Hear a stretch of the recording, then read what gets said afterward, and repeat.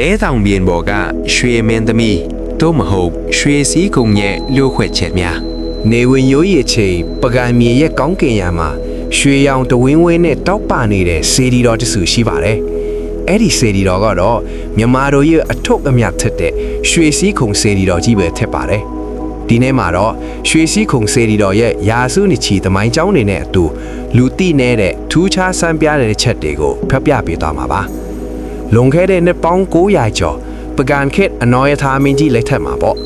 မင်းကြီးဟာတီဟိုကျွန်းကပင်ဆောင်လာတဲ့မြတ်စွာဘုရားရဲ့ဆွဲတော်ပွားကိုစင်ဖြူတော်ပေါ်တင်ပြီးအတိတ်ထမ်းပြုလွတ်ခဲ့ပါတယ်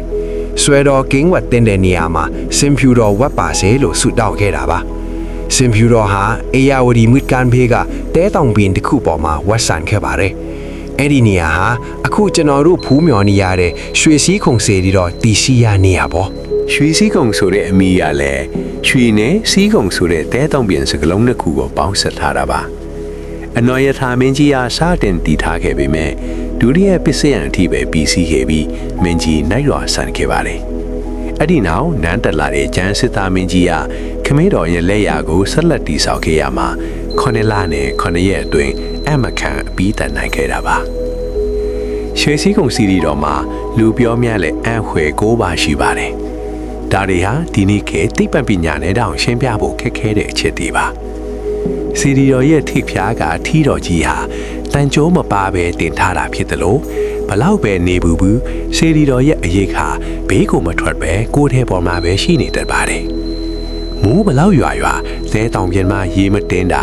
စီရီတော်ဝင်းထဲမှာလူတွေဘလောက်ပဲများကျက်ညက်မနေပဲဆန်းဝင်နေတာတွေဟာလည်းတကယ်ကိုအံ့ဩစရာပါဒါထင်မကသေးပါဘူးစေရီတော်ရဲ့တစ်ဖက်မှာစီတီးရန်ကြံတဲ့တစ်ဖက်ကမကြားရတဲ့အတန်လုံးစနစ်မျိုးရှိနေတာကလည်းရှေးခေတ်ဘီတုကပညာရှင်တွေရဲ့ကျွမ်းကျင်မှုကိုပြသနေပါတယ်